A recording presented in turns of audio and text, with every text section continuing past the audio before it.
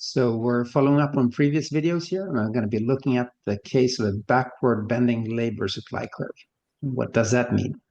Well, the forward bend, if you wish, is at higher wages, the case where higher wages imply a higher labor supply, that you're willing to work more hours as wage increases. The backward bending part, what's that? Well, it's that when the wage increases even further, we might have a case where you're willing to supply less labor. You know, if you earned 10 million euros an hour, you probably want to work less, for instance. Other things equal, that is. Anyway, we're going to be showing how this result can be derived from the simple framework that we looked at before, and we're going to be using income and substitution effects. Okay, so we're a bit like a TV chef here. We've started midway. We cut some of the salad. We have it in small bowls here. So what do we have here on the left? Well, it's utility maximization, two goods, right? We have our choice between two things that an individual likes, goods and leisure. And so, the further along to the right here, the more leisure, the further to the left, the more work. So either you're working or you have leisure. So the budget constraint has a slope of equal to the wage here, and a higher wage is equal to a steeper budget constraint. So we've looked before in previous video at two levels of the wage, a low one, WL, and a higher, so WM as in middling. And we from that we derive the labor supply, the intersection, or the point where the individual could reach an as high indifference curve as possible given the wage, right? So in the case of WL, that meant NL, hours of leisure.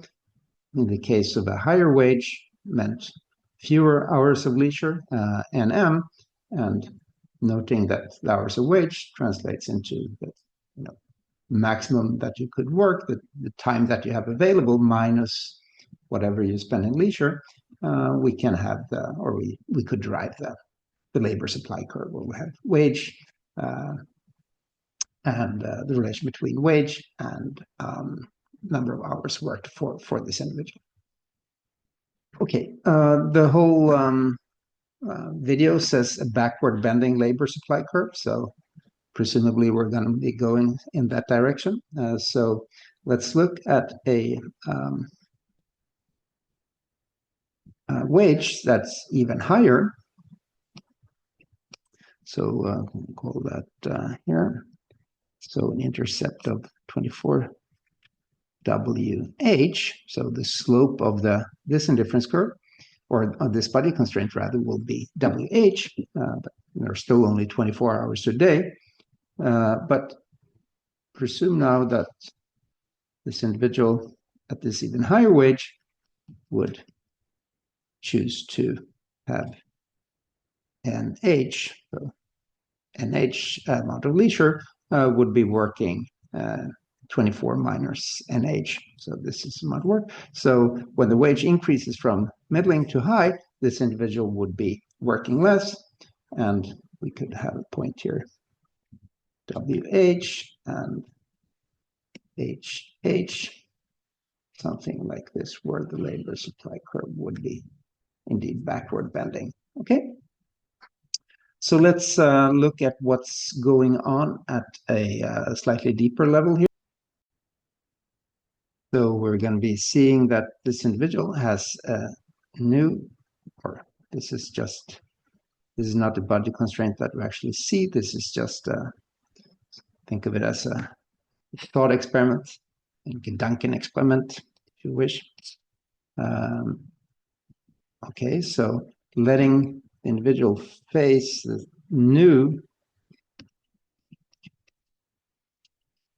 slope, the new relative price, so slope here minus WH. That's the same. The initial indifference curve but the new relative price, if you wish. So there's going to be,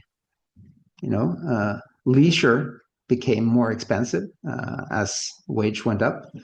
There's one effect of that is that you want to substitute away from leisure, the pure substitution effect, which goes here in the direction of you want to work less. Okay, you substitute away from leisure when leisure has become more expensive.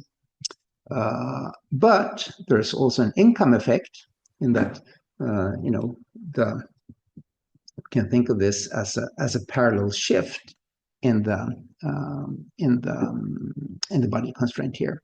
And if leisure is a normal goods, you want to consume more when your incomes increase, that outward shift is going to be associated with an increase in how much you consume of that good, in this case, leisure. Okay, so we have an income effect that goes in the opposite direction here, and the total effect is to increase the amount of leisure here when the price of leisure goes up, or put another way, when wages go up, you work less. So, as we hinted at initially, in the simple thought experiment where you get paid €1 million an hour, you would probably not work 40 hours a week. You would choose to work less.